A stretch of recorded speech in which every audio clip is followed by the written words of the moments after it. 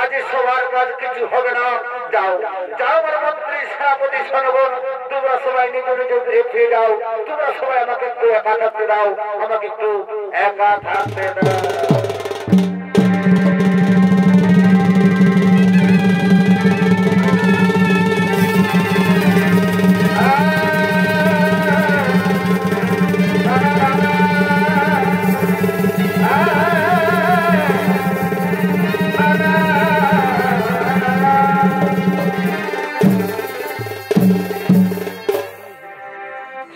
দর্শক মন্ডলী, মহারাজা উত্তরপুর তার নিজ রাজসভায় চিন্তামগ্ন হয়ে বসে পড়লেন।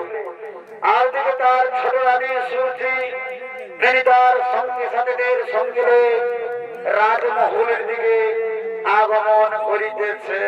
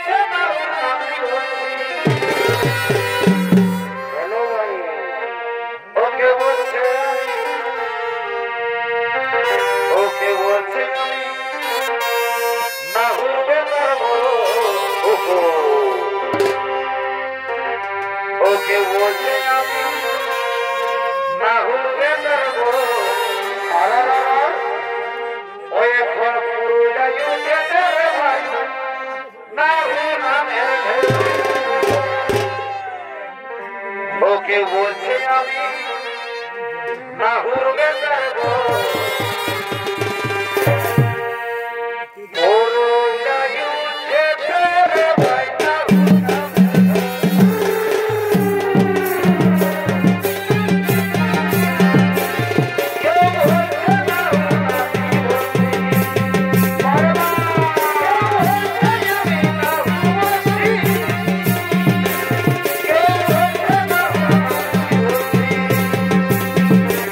Thank you.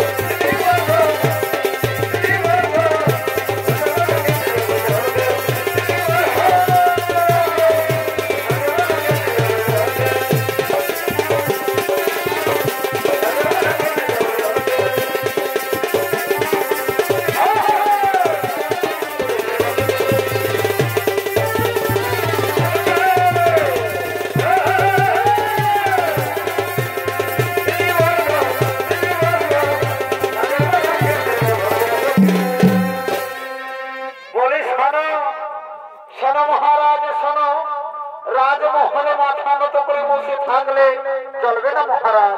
আমি যে আপনার কাছে একটি অনুরোধ জারি করতে এসেছি মহারাজ, আমি যে আপনার কাছে একটি অনুরোধ জারি করতে এসেছি। বলো বলো প্রিয়া শুনছি, কি তোমার মনের অভিলাষ? আমি নিশ্চয়ই তোমার মনোবাসনা করবো করুন, আমি নিশ্চয়ই তোমার মনোবাসনা করবো। বলে শোনো শোনো মহারাজ শোনো, তার আগে তুমি আমার কাছে করো ত্রিসত্য নিকার। আমি যাহা বলিব আপনি তাই পালন করবেন মহারাজ। অগপ্রিয়া শুনছি, কি মন কথা যার জন্য তোমার কাছে আমাকে ত্রিসত্য নিকার করতে হবে, যার জন্য তোমার কাছে আমাকে ত্রিসত্য নিকার করতে হবে।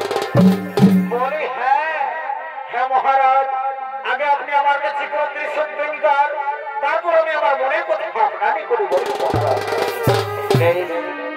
প্রিয়া শুনছি তাই হবে। অগপ্রিয়া আজ আমি তোমার কাছে করবো ত্রিসত্য নিকার।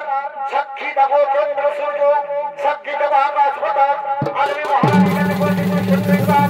আজ আমি আপনাকে আমি তাকে তাই দেব।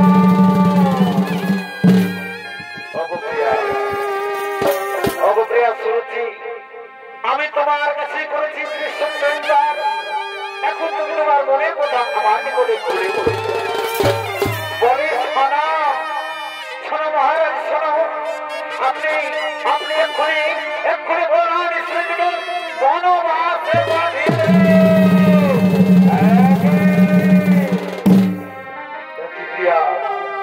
একই কথা শোনাবে আমায়। বলরাম ঈশ্বর থেকে বনবাসকে পাঠাবো না না না, আমি তা পারবো না, আমি তা কখনো পারবো না। একই মহারাজ, আপনি আমার কাছে বলেছেন ত্রিসত্য নিকার। আপনি যদি আমার কথা না রাখলে তাহলে আমি সেই দিকে চলে যাব।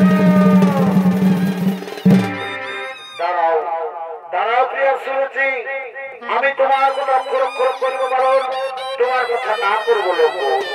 ওই আমার মন্ত্রী সেনাপতি সৈন্যগণ, তোমরা সকলে কার ফলে শুনে রাখো, আমার বলরাম ঈশ্বরের থেকে তোমরা এক্ষণে বনবাসে পাঠিয়ে দেবে।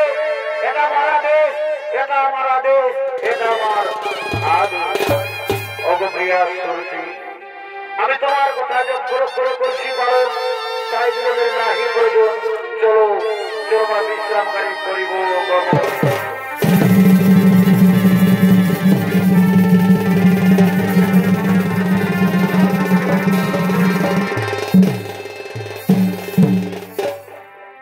সুদর্শন মন্ডলী, মহারাজা অত্যন্ত তার ছোট রানীর কথা মতো বড় রানী সুনীতিকে বনবাসে পাঠিয়ে। তাই হতভাগিনী সুনীতি আজ বনবাসে কানতে কানতে আগমন করিতেছে।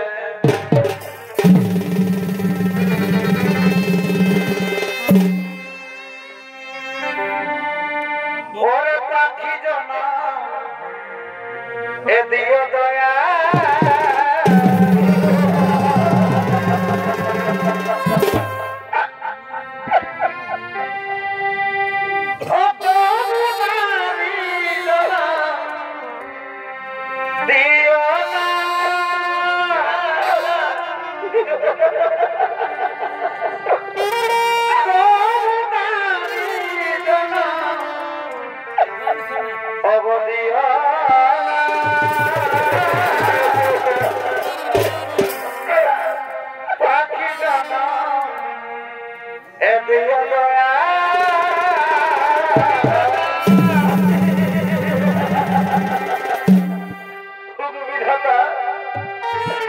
তুমি আমায় নারী জন্য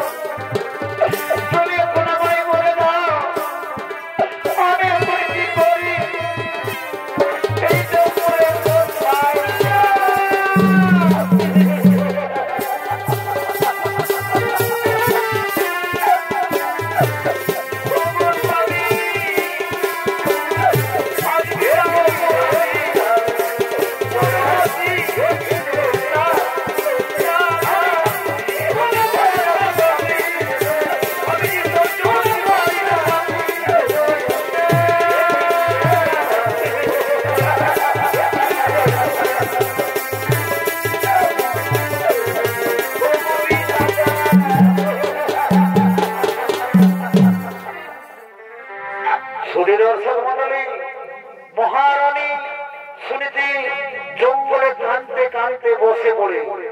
এমনি ভাবেই দেখতে দেখতে প্রায় কয়েক বছর পার হয়ে যায়। আর ওদিকে মহারাজা উত্তরপুর তিনি তার মন্ত্রী সেনাপতিদের সঙ্গে জঙ্গলে শিকার করতে গিয়ে তাদের হারিয়ে অবশেষে পথহারা পথে পরিণত হয়ে আগমন করছে।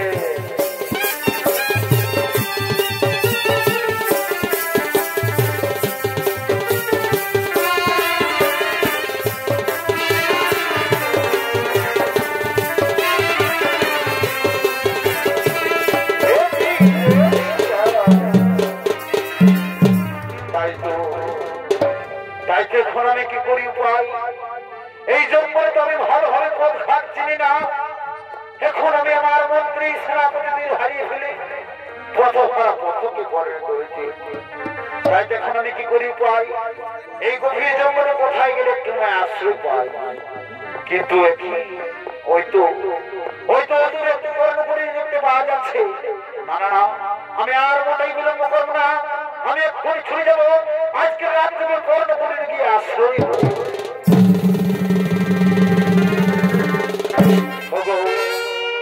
কে আছে কর্ণপুরীর ভেতরে? আমাকে আজকে রাত্রে আশ্রয় দাও না। আমি যে জঙ্গলে পথ হারিয়ে কত হানা পথে পরিণত হয়েছি। একে গভীর জঙ্গলে চিৎকার করে বলে আমায় একটু আশ্রয় দাও, আমায় একটু আশ্রয় দাও। না না না, আমি আর কর্ণপুরীর ভেতরে থাকবো না।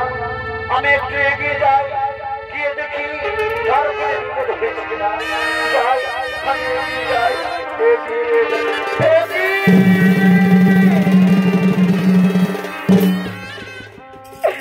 মহারাজ, আপনি জঙ্গলে একাকিনী কি করছো মহারাজ? আপনি জঙ্গলে একাকিনী কি করছো মহারাজ?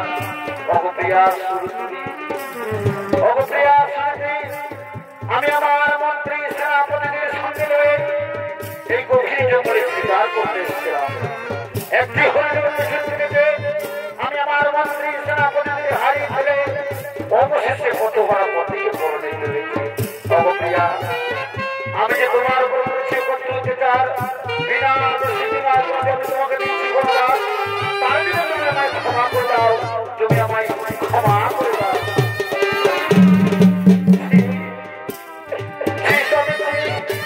কথা বলে তুমি আমায় ছোট করে দিও না স্বামী। তবু স্বামী, নারীর একমাত্র ধর্মই হলো স্বামীর আদেশ পালন করা।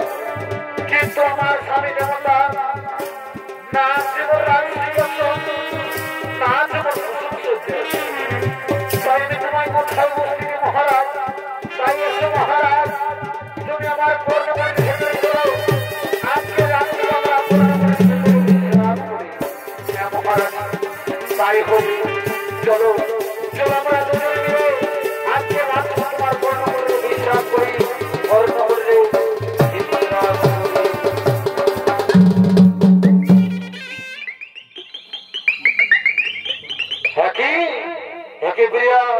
মনে হচ্ছে ভোর হয়েছে। ওই তো পাখির কুঞ্জে শোনা যায় সত্যই তো ভোর হয়েছে। না না, তুমি আর আমায় ধরে গেছো না। তুমি এখন আমায় আশীর্বাদ দিয়ে যাও। এখন আমি আমার রাজমহলে ফিরে যাই।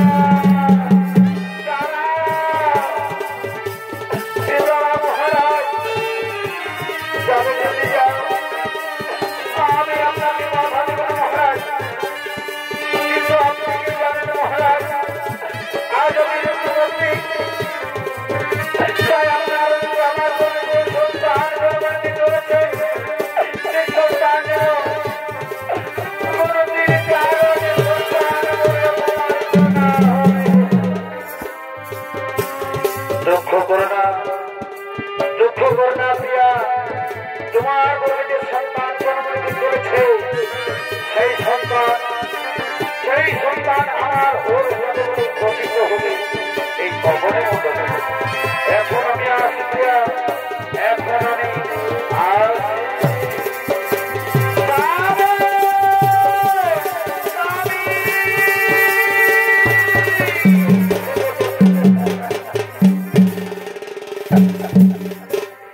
সুধী দর্শক মন্ডলী, মহারাজা অত্যন্ত তার বড় রানী সুনীতির পর্ণপল্লী রাত্রি যাপন করে রাজমহলে ফিরে যায়। এদিকে দেখতে দেখতে প্রায় কয়েক বছর পার হয়ে যায়, আর সুনীতির গর্ভে এক পুত্র সন্তান জন্মগ্রহণ করে। সেই সন্তানের নাম রাখে ধ্রুব। ধ্রুবর বয়স যখন 10 বছর পূর্ণ, তখন ধ্রুব তার সাথীদের সঙ্গে রয়ে খেলা করার জন্য উদ্যান হইতে আগমন করিতেছে।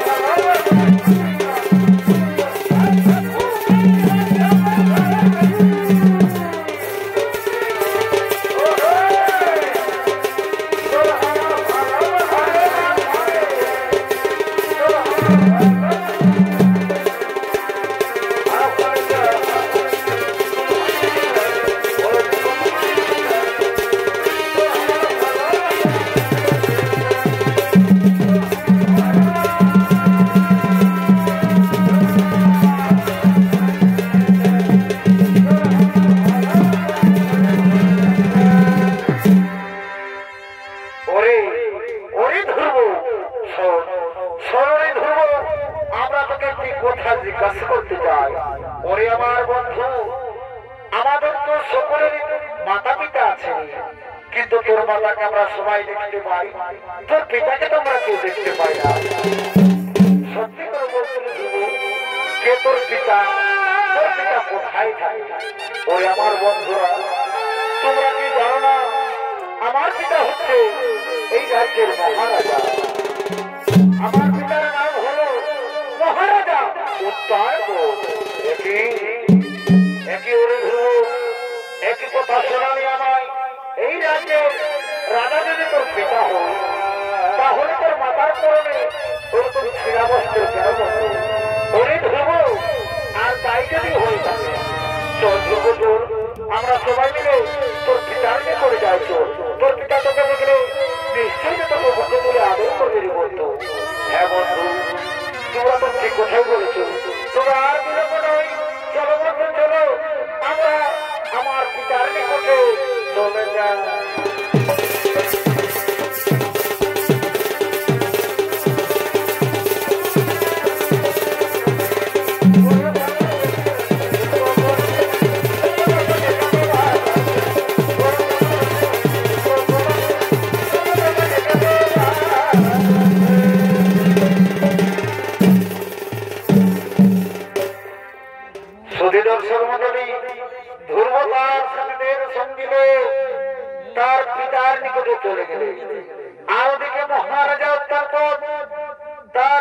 ছোট রানী সুরুচি এবং তাদের আরেক পুত্র সন্তান উত্তমকে সঙ্গে নিয়ে রাজমহলে আগমন করিতেছে।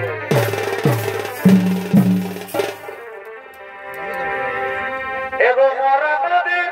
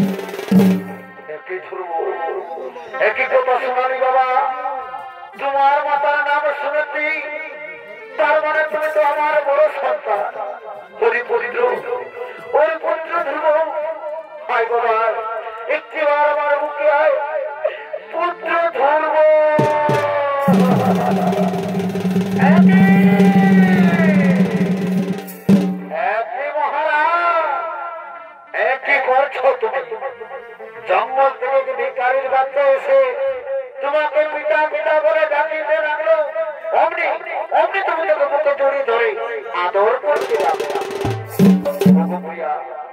অগপ্রিয়া সুরুচি, তুমি তো আমাদের সব কথাই শুনেছ। ও আমার বড় রানীর ছেলে, তার মানে ও তো তোমার সন্তান। প্রিয়া, ও তো তোমার সন্তান না।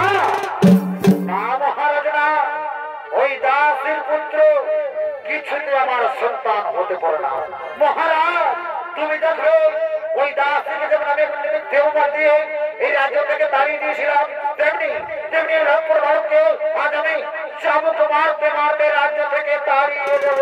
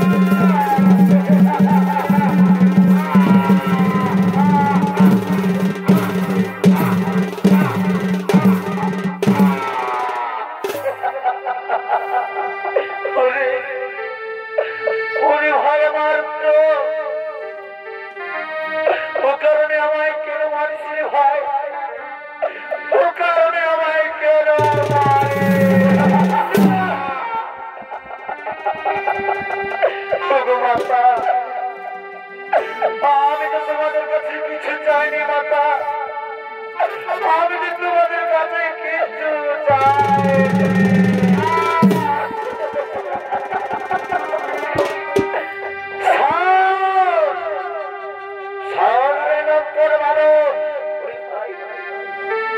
পরিষ্কার বানিয়ে দিচ্ছি। আমি আর আমার মাতা যতদিন রাজমহলে বসে আছি, ততদিন তোর আশা কোনদিন পূর্ণ হবে না। দূর হয়ে যাও, দূর হয়ে যাও।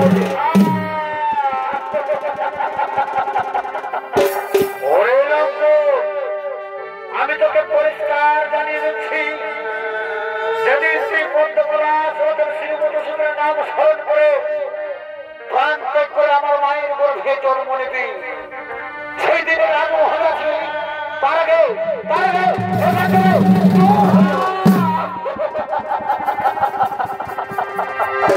ওরে ভাই, ওরে ভাই, মাতা তাই হবে, মাতা তাই হবে। আমি আর রাজমহলে থাকবো না মা, আমি এক্ষুনি আমার কর্মমন্দিরে ফিরে যাচ্ছি মাতা। আমার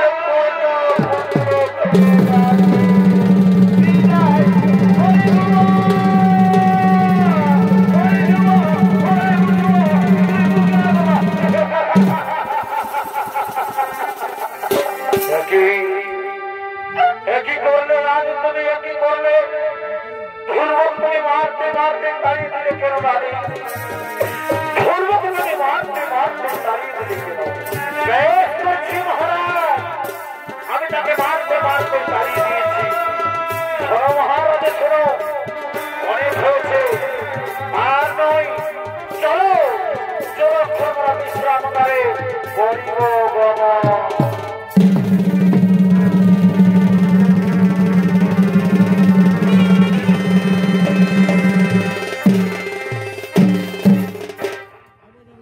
দর্শক মন্ডলী, ধ্রুবকে তার ছোট মাতা চাবুক মারতে মারতে রাজ্য থেকে তাড়িয়ে দেয়।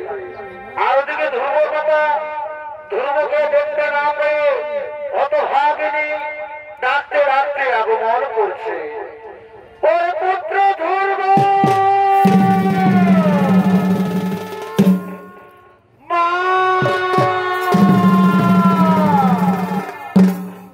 পুত্র ধ্রুব,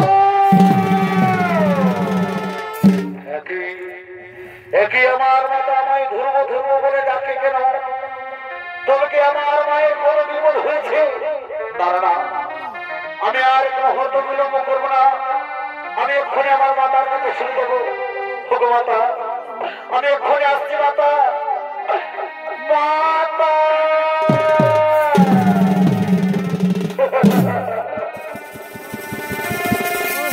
ওগো মাতা, তুমি আমায় ধ্রুব ধ্রুব বলে ডাকো কেন মাতা? তুমি আমায় ধ্রুব ধ্রুব বলে ডাকো কেন?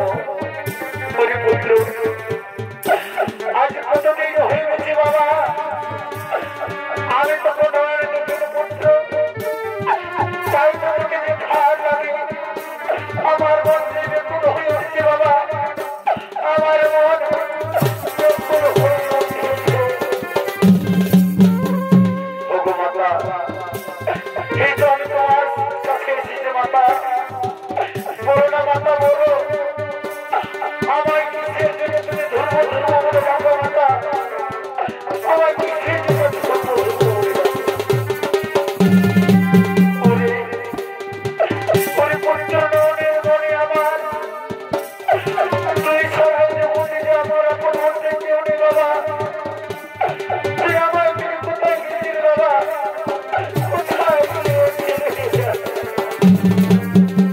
ওগো মাতা, আমি আমার বন্ধুদের সঙ্গে রয়ে আমার পিতার কাছে গিয়েছিলাম মাতা। সেখানে পিতা মায়ের সন্তান মনে হলো বুকে জড়িয়ে ধরে করবে না আদর করে মাতা। কিন্তু কি বলবো দুঃখের কথা মাতা, সেই ছোট মায়া আসে আমাকে চাবক মারতে মারতে রাজ্য থেকে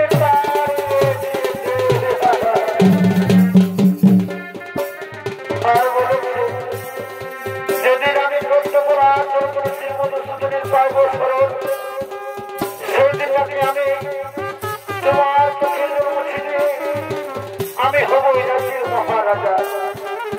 বলে যাও না মা, আমি কেমন করে কর্তব্য আচরণ করেছি মধুসূদনের পাইব স্মরণ।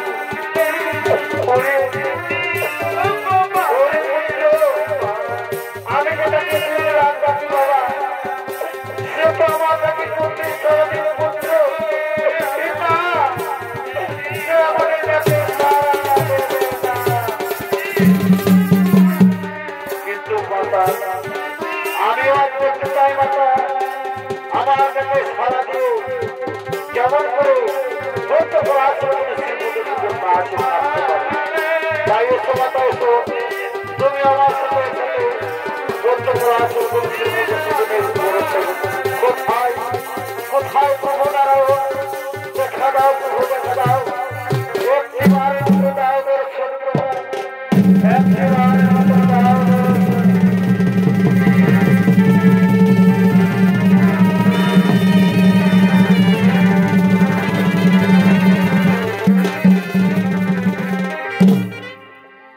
ওরে ভক্ত ধ্রুব, আমি তোমাদের কাছে সারা দিও তোমাদের সম্মুখে এসেছি।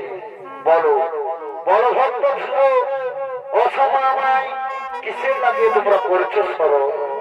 অগবীর হলা, অগো অন্তর্যামী, তুমি তো সব জানো দয়াময়। আমার পিতা আমার মাতাকে একদিন মিথ্যে অপবাদ দিয়ে রাজ্য থেকে বনবাসে পাঠিয়ে, আর যখন আমি আমার পিতার নিকটে যাই তখন আমার ছোট মা আমাকে চাবুক মারতে মারতে রাজ্য থেকে তাড়িয়ে দিয়েছে। আর বলেছে যেদিন আমি কর্তব্য আচরণ করে শ্রীমধুসূদনের পাইব স্মরণ, সেদিন নাকি আমি আমার মায়ের চোখের জল মুছে দিয়ে আমি হব এই রাজ্যের মহারাজা ধ্রুব। তথাস্তু তথাস্তু ভক্ত ধ্রুব, আমি তোমাকে আশীর্বাদ করছি ভক্ত, তুমি হবে এই মহারাজা, তুমি ৭,০০০ বছর ধরে রাজত্ব করবে, সন্তানের নেই পালন করবে, তুমি তোমার কথা দেবে। তারপর তোমার মাতার সাথে স্বর্ণরথে চড়ে তুমি গোলক ধামে চলে যাবে। স্বর্ণভক্ত, তুমি আকাশ মার্গে থাকবে ধ্রুব তারা হয়ে, আর এই সংসারের সকল নরনারী প্রতিদিন তোমার দেখে সন্ধ্যা আরতি করবে। এই আমার আশীর্বাদ রইল ভক্ত, আমার আশীর্বাদ রইল। প্রণাম প্রণাম তো করুন প্রভু নারায়ণ, প্রণাম প্রণাম।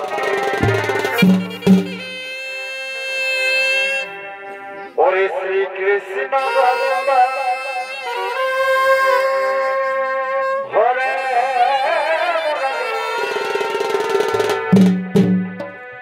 হে নাথ নারায়ণ